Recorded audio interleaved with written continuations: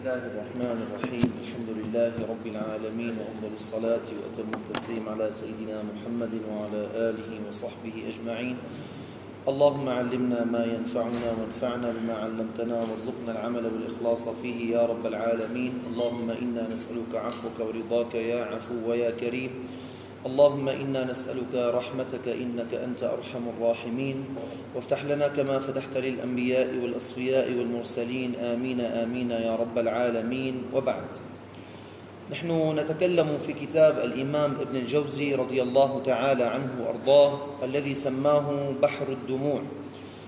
فتكلمنا في درسنا الماضي عن قول الله تبارك وتعالى: وذكر فإن الذكرى تنفع المؤمنين. فتكلمت معكم وقلت أن الله عز وجل أمر نبيه المصطفى عليه الصلاة والسلام أن يذكر من المؤمنين، لأن الذكرى والموعظة والنصيحة لا ينتفع بها إلا المؤمن، وخضت في هذا الكلام في درسنا الماضي.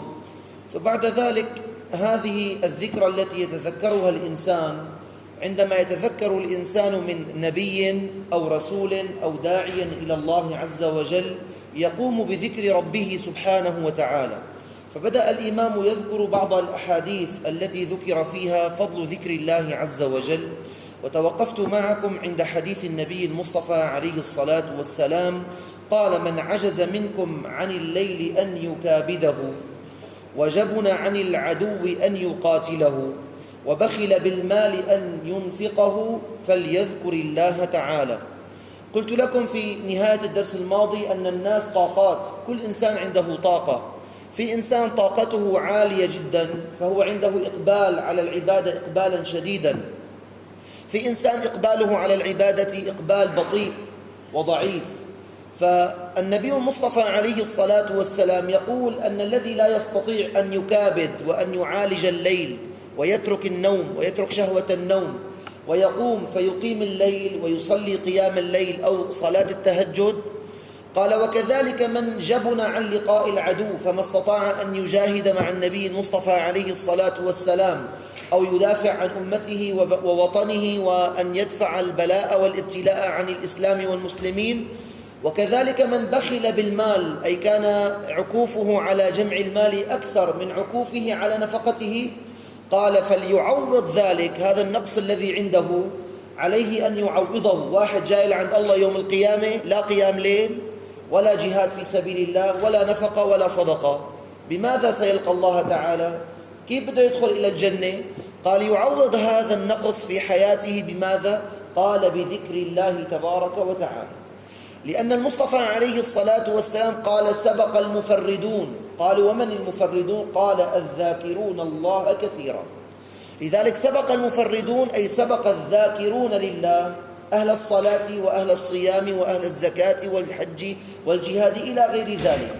هذا ليس معناه أنه أنا أذكر الله وأترك الصلاة، لا، أنت تقوم بالصلاة الفرائض وتقوم بحج الفرائض وتقوم بصيام الفرائض، ولكن ما عندك نوافل وما عندك مستحبات، فتعوض هذا النقص بذكر الله تبارك وتعالى. السؤال: لماذا طلب الله تعالى منا نوافل وسنن زيادة على الفرائض والمطلوبات التي طلبها الله منها كالفرائض الخمس وكصيام رمضان وغير ذلك؟ طلب الله تعالى منا السنن والنوافل لأن العبد يوم القيامة لا تأتي عبادته كاملة، ستأتي عبادته منقوصة، صلاته ناقصة، صيامه ناقص، حجه ناقص، صدقته أي زكاة ماله الفرض ناقص. كل الفرائض التي فرضها الله تعالى ستأتي ناقصة. من يستطيع أن يأتي إلى الله يوم القيامة كامل إلا الأنبياء والرسل؟ فلذلك الله تعالى يقول للملائكة يوم القيامة: ابحثوا لعبدي عن نوافل. لما بيشوف في نقص في عباداته الفرائض يقول: ابحثوا لعبدي من نوافل، هل عنده نوافل؟ فإذا وجدوا سد الله تعالى نقص الفريضة بالنافلة. وهذا من عظم رحمة الله تبارك وتعالى. الله بده يشتغل لك يوم القيامة مرقعاتي، يرقع لي ولك النقص الموجود في عباداتي وعباداتك. هذا من عظم رحمة الله تبارك وتعالى. يقول سيدنا جابر بن عبد الله رضي الله عنه قال خرج إلينا رسول الله صلى الله عليه وسلم ونحن في مسجد المدينة، يعني في المسجد النبوي، فقال إن لله تعالى سرايا من الملائكة، جنود الله تعالى كثيرة وما يعلم جنود ربك إلا هو سبحانه وتعالى، فلله جنود لها أعمال ولها وظائف. من جنود الله تعالى هم سرايا، وهم سرايا الملائكة. قال تجول وتصول في السماء، مهمتها أنها تجول وتصول في السماء تبحث. قال وتقف على مجالس الذكر في الأرض. وين تجد مجلس ذكر في الأرض؟ مجلس يذكر فيه الله، يعلم فيه دين الله، يسبح فيه الله، يقدس فيه الله، أي مجلس له علاقة بالله، سواء كان في مسجد، سواء كان في بيت، سواء كان في مكان في الصحراء، سواء كان في مزرعة، سواء كان في بستان، فإن هذه الملائكة وهم جنود الله وسرايا الله، فإنها تقف على مجالس الذكر في الأرض. ثم قال المصطفى عليه الصلاة والسلام قال فإذا رأيتم رياض الجنة فارتعوا.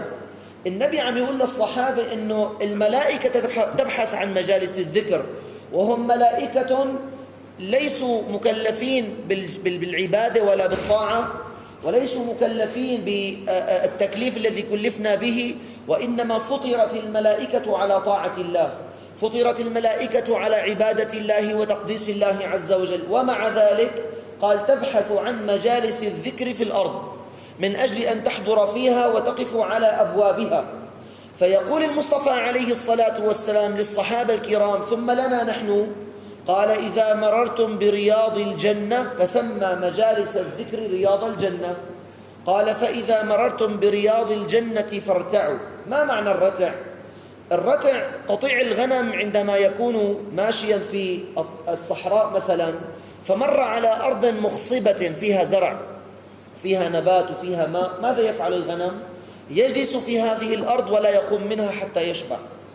وكذلك أنت إذا مررت برياض الجنة، إذا مررت بمكان فيه مجالس الذكر، فيه مجالس العلم، قال اجلس فيها ولا تقوم حتى يرتوي قلبك، وحتى يرتوي عقلك، وحتى ترتوي روحك بإذن الله تبارك وتعالى. قال وما رياض الجنة يا رسول الله؟ قال مجالس الذكر. ثم قال اغدوا وروحوا في ذكر الله تعالى. شو يعني اغدوا وروحوا؟ يعني في الصباح ابدأ يومك بذكر الله عز وجل، وفي المساء أيضا اختم يومك بذكر الله عز وجل. قال اغدوا وروحوا بذكر الله تبارك وتعالى. لما اجى رجل لعند النبي صلى الله عليه وسلم قال له يا رسول الله أوصني أو دلني على عمل إذا عملته أدخلني الله به الجنة، فقال له النبي عليه الصلاة والسلام، لم يذكر له كثير صلاة ولا كثير صيام ولا كثير عبادة وطاعة، وإنما قال إن استطعت ألا يزال لسانك رطبا بذكر الله فافعل. إن استطعت ألا يزال لسانك رطبا. الرطب هو عكس اليابس، الرطب يعني دائما يتحرك ودائما له أثر في الحياة. وكذلك اللسان الرطب بذكر الله لا تجده صامتا أبدا عن ذكر الله تبارك وتعالى. يصمت عن اللغو نعم، يصمت عن الفحش والتفحش نعم، يصمت عن الكذب والغيبة والنميمة نعم، أما لا يصمت عن ذكر الله تبارك وتعالى، فهذا معنى اللسان الرطب. في ناس تموت عندما تلقى الله عز وجل في وقت الخاتمة، وكما قال عليه الصلاة والسلام قال العبرة بالخواتيم. مو العبرة الآن، احنا الآن عم نصلي ونذهب إلى صلاة الجمعة ونقيم حدود الله ونقوم بالصدقات ونبر الوالدين إلى غير ذلك من الأعمال. قال العبرة مو هنا، نسأل الله الثبات، نسأل الله أن يثبتنا إلى وقت لقائنا بالله عز وجل. قال العبرة بالخواتيم. كيف يختم لك عندما تلقى الله؟ في ناس من الصالحين من العلماء من الفضلاء لما كانت روحهم تخرج أبوا أن تخرج روحهم إلا وهم يذكرون الله، فنظر إليهم فوجدوا ألسنتهم تدق في سقف حلوقهم وهي تقول الله الله الله الله الله، حتى خرجت الروح ذاكرة بفضل الله تبارك وتعالى. هذا مو بجهدهم وإنما بفضل الله تعالى وإقبالهم على ذكر الله عز وجل طوال حياتهم بإذن الله تبارك وتعالى. قال: اغدوا وروحوا في ذكر الله، ومن كان يحب أن يعلم منزلته عند الله. يا أخواننا الكرام، اليوم كثير منا من يتمنى أن يعرف ما هي منزلته عند والديه، خاصة إذا كان في 10 إخوة، ليعرف أنه هل هو من الأولاد الذين لهم شأن في قلب الوالدين. كثير منا من يتمنى أن يعرف مكانته عند صاحب العمل، كثير منا من يريد أن يعرف مكانته عند الفلاني المسؤول الذي عنده مثلا، أو الذي يشتغل عنده أو يخدم عنده. طيب هل فكر هذا العبد المسلم يوم من الأيام أن يسأل عن منزلته عند الله؟ طيب أنا شو عند الله عز وجل؟ ما هي قيمتي عند الله؟ ما هي منزلتي عند الله؟ هل الله ينظر إلي كل يوم؟ هل الله يذكرني باسمي وصفتي ونسبي في ملأ خير من ملئي عند الملائكة في كل يوم؟ هل أعمالي دائما تصعد إلى الله، أم أن وجهي يضرب بها في كل يوم؟ هل سأل هذا العبد عن منزلته عند الله؟ فالمصطفى عليه الصلاة والسلام دلك على طريق تعرف من خلاله منزلتك عند الله. فقال عليه الصلاة والسلام: قال: ومن كان يحب أن يعلم منزلته عند الله فلينظر إلى منزلة الله عنده. من كان يحب أن يعلم منزلته عند الله فلينظر إلى منزلة الله عنده. الله ما هي منزلته عندك؟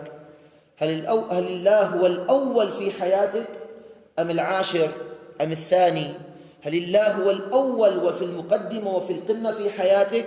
يعني أنت عندما تستيقظ في أول النهار، في أول صباحك وأول يومك، عندما تفتح عينيك، إلى ماذا ترنو رقبتك وترنو عيناك ويشرئب قلبك؟ إلى ماذا تتطلع؟ هل تقوم عطشا إلى الله كما تقوم عطشا للماء؟ عندما تذهب في الليل تقوم مباشرة تريد أن تشرب الماء من كثرة العطش. طيب هذا عطش الجسد. طيب هل روحك عطشة لله تبارك وتعالى ما تصدق متى تستيقظ حتى تقوم فتتوضأ فتقف بين يدي الله تبارك وتعالى؟ طيب ما هي منزلة الله عندك؟ إذا الله كان درجة 10 عندك، معناته أنت درجة 100 عند الله عز وجل، مو درجة 10. إذا كان الله تعالى في القمة عندك فأنت في القمة عند الله تبارك وتعالى. قال سيدنا عبد الله بن بسر رضي الله عنه وأرضاه، قال: أتى رجل إلى رسول الله صلى الله عليه وسلم فقال: يا رسول الله، إن شرائع الإسلام كثرت علي. في ناس استيعاب للشرائع والعبادات والمطلوبات الدينية استيعاب بطيء وقليل وضيق، فما يستطيع أن يستوعب كل المعلومات وما يستطيع أن يستوعب كل العبادات. فأجى قال له: يا رسول الله، إن شرائع الإسلام كثرت علي. مع أن الله شو شرع في ذلك الوقت؟ شرع صلوات 5، صيام في رمضان، حج مرة في العمر لمن استطاع إليه سبيلا، وإذا وجب عليك الزكاة زكي، وبر الوالدين، الإحسان للجار، إكرام الضيف، معاشرة الزوجة بالمعروف، تربية الأولاد. شو هالشرائع الكثيرة الصعبة التي لا يستطيعها الإنسان؟ فقال له: كثرت علي شرائع الإسلام فأمرني بشيء أتشبث به. بدي شيء خفيف لطيف أتشبث به، ما عندي وقت أنا حتى أني أطبق جميع شرائع الإسلام. فقال له النبي عليه الصلاة والسلام: قال: لا يزال لسانك رطبا بذكر الله. دائما في كل الطلبات التي طلبت من المصطفى عليه الصلاة والسلام طلب منه أعمال جامعة مانعة، فكان دائما يذكر بماذا؟ بذكر الله تبارك وتعالى.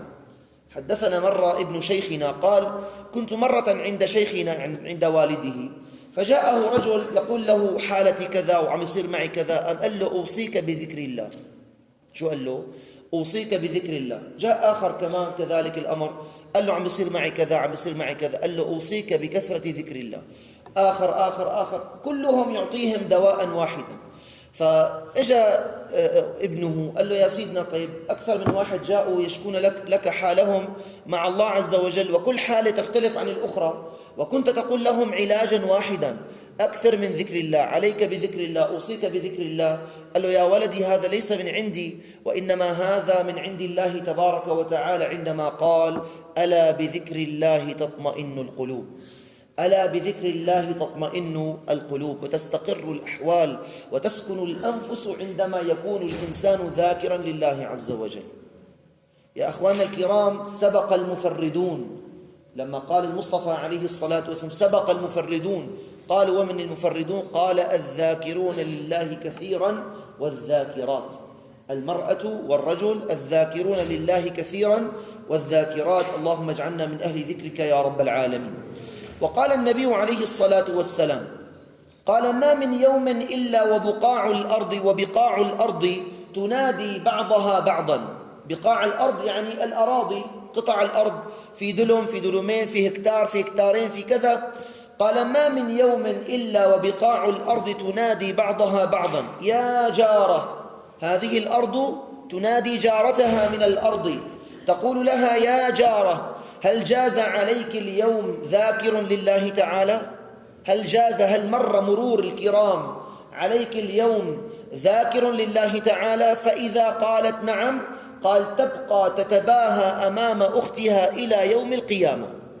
بس مجرد ما يمر ذاكر من فوقها مرة واحدة في عمرها، قال: تتباهى أمام أختها من الأراضين إلى يوم القيامة. الله أكبر. أنت لك قيمة عند الله عز وجل ما يعلمها إلا الله. أنت عندما تكون ذاكرا لله، الأرض تتبارك بك، الجماد يتبارك بك، السباع تتبارك بك. أحد الصحابة لما كان يمشي في الصحراء فتبعه أسد، قال له: انتبه فإنني من أتباع محمد عليه الصلاة والسلام. فأتى إليه يهمهم ويقوده إلى الطريق الصحيح، لأنه خربط في الطريق فقاده إلى الطريق الصحيح في الصحراء. ما هذا؟ هذه حقائق، مو أفلام سينمائية، هذه حقائق مرت عليها الأمة الإسلامية لما كانت قد تغذت بذكر الله تبارك وتعالى. ثم قال الإمام ابن الجوزي رحمه الله، قال: إذا صعدت الملائكة من مجالس الذكر، لما بتكون الملائكة عند مجالس الذكر، قال تصعد إلى الله عز وجل بعدما ينتهي المجلس. قال: فيقول المولى عز وجل للملائكة: يا ملائكتي أين كنتم؟ وين كنتم؟ وهو أعلم بهم، لأن الله تعالى لا يعزب عن علمه شيء، أي كل شيء يعلمه الله تبارك وتعالى. قال: فيقول: يا ملائكتي أين كنتم؟ قال: فيقولون: يا ربنا كنا عند عبادك. طيب ماذا يفعلون عبادي؟ شو عم يساووا؟ قالوا: كنا عند عبادك يسبحونك يعني يقولون سبحان الله، ومعنى التسبيح التقديس. كنا عند عبادك يسبحونك ويقدسونك ويعظمونك ويمجدونك. لما يريد الإنسان أن ينمي قلبه ويربي قلبه على تعظيم الله عز وجل، مو معقول يأتي من الغفلة ويريد أن يعظم الله، مو معقول يأتي من المعصية ويريد أن يعظم الله. قال: لابد لك من دواء، ودواء القلب من أجل تعظيم الله وإجلال الله أن يكثر من ذكر الله تبارك وتعالى. يعني مثال، أنت إذا كنت جاف في القلب تجاه أبيك، عندك جفاء في قلبك، ما عندك أي حنان ولا أي عطف تجاه أبيك ولا أمك، تجاه أبيك وأمك، ما عندك أي حركة في قلبك تجاه أمك. طيب ماذا تفعل؟ قال علماء التربية، قال: اجلس في مجلس وتذكر أنك لو كنت من دون أب وأم ماذا سيكون حالك؟ طيب قال: اجلس وتذكر إنعام وإفضال الأبوين عليك، قديش تعبوا، قديش سهروا، قديش كدوا، قديش عانوا في حياتهما حتى جعلوك شابا رجلا. قال: عندما تتذكر إفضال وإنعام الوالدين، قال: يحن القلب إلى مقامهما ويتحرك القلب تجاههما. ولله المثل الأعلى في مجالس الذكر. أنت عندما تقول الله الله الله الله وأنت تتذكر عظمة الله، فضل الله، إنعام الله، إكرام الله، رحمة الله، أيادي الله التي جاءت إليك، نعم الله الوفيرة الكثيرة، بحر النعم الذي تسبح فيه، وأنت تسبح الله وتذكره وتوحده وتمجده وإلى آخره. قال عند ذلك يعظم الله في قلبك، عند ذلك يعظم الله في قلبك. لذلك قال العلماء أن العاصي عندما يكون متلبسا بالمعصية، قال هذا لو عرف الله لما عصاه، معناته قلبه فارغ من الله تبارك وتعالى. لو كان الله في قلبه لما عصى الله عز وجل. لذلك قال كنا عند عبادك يسبحونك ويقدسونك ويعظمونك ويمجدونك. وشو كمان؟ قال ويسألونك. دائما السؤال، يعني يسألونك يعني يدعونك. دائما السؤال يا أخواننا الكرام ما بيجي طب ضمن مباشرة. سؤال الله من الأدب ألا يأتي إلا بعد تحميد الله وتقديس الله وتسبيح الله وذكر الله وتمجيد الله، ثم بعد ذلك تتبعه بالدعاء والطلب. ليش؟ لأنه أنت لما بتجي لعند إنسان ما بتجي تقول له والله أعطيني 1000 ليرة أو أعطيني الأمر الفلاني، تقول له السلام عليكم، كيف حالك، شو أخبارك، طمني عنك، كيف العيال، كيف الأولاد، والله أنت إنسان رجل خير، أنت إنسان فاضل، أنت إنسان كذا، في مجال تعطيني الأمر الفلاني. طيب لماذا قدمت كل هذه المقدمات؟ قال لأنه ليس من الأدب أن تطلب الطلب مباشرة. من الأدب أن تمدح وأن تمجد وأن تقدس وأن تسبح الله تبارك وتعالى قبل أن تدخل إلى طلبك وقبل أن تطلب طلبك. لذلك علمنا الله تعالى في سورة الفاتحة ماذا نقول؟ نقول الحمد لله رب العالمين الرحمن الرحيم مالك يوم الدين إياك نعبد وإياك نستعين. الآن إجا الطلب اهدنا الصراط المستقيم. كم تحميد وكم تمجيد وكم تعظيم وكم تسبيح وكم تقديس قدمته بين يدي هذا الطلب.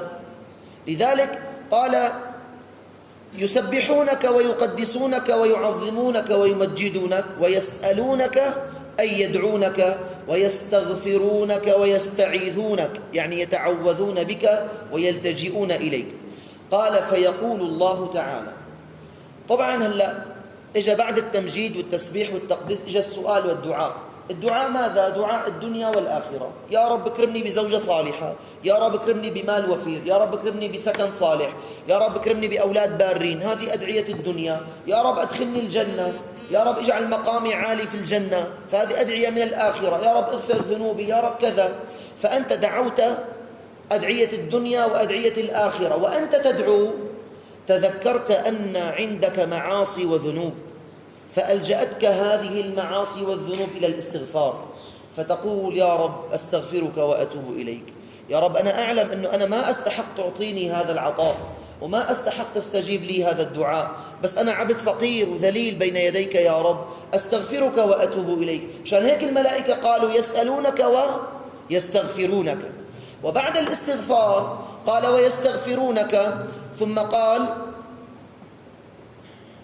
ويستعيذونك. بعد الاستغفار اجت الاستعاذة والالتجاء. لماذا يأتي الاستعاذة والالتجاء إلى الله عز وجل بعد الاستغفار؟ قال لأن هذا العبد لما علم أنه ضعيف النفس، ولما علم أن الشيطان يسيطر عليه، فأراد أن يلتجئ إلى الله القوي وأن يتعوذ بالله المعيذ والملجئ والحامي من أجل أن ينقذه من إبليس، من أجل أن ينقذه من الشيطان، من أجل أن ينقذه من النفس الأمارة بالسوء، من أجل أن ينقذه من ضعف من قلة الحيلة وضعف النفس، فالتجأ إلى الله تبارك وتعالى. قال فيقول الله تعالى يا ملائكتي، وما الذي طلبوا ومما استعاذوا؟ فيقولون يا ربنا طلبوا الجنة، اللهم اجعلنا من أهل الجنة، واستعاذوا من النار. فيقول يا ملائكتي أشهدكم أني أعطيتهم ما طلبوا، أعطيتهم الجنة. في مجالس الذكر الدعاء مستجاب يا أخواننا الكرام، في مجالس العبادة والطاعة الدعاء مستجاب. تعرف ليش؟ لأنه مو بمعيتك ولا معية أعمالك وطاعاتك، وإنما بمعية أعبد الموجودين في هذا المجلس، وأخلص الموجودين في هذا المجلس، وأطهر الموجودين في هذا المجلس، وأقرب العباد في هذا المجلس إلى الله تبارك وتعالى، فبمعيته يرفع شأنك إلى الله عز وجل. قال يا ملائكتي اشهدوا أني قد أعطيتهم ما طلبوا، وأمنتهم مما خافوا، خفنا من النار. قال وأدخلهم في الجنة برحمتي، وأدخلهم في الجنة برحمتي.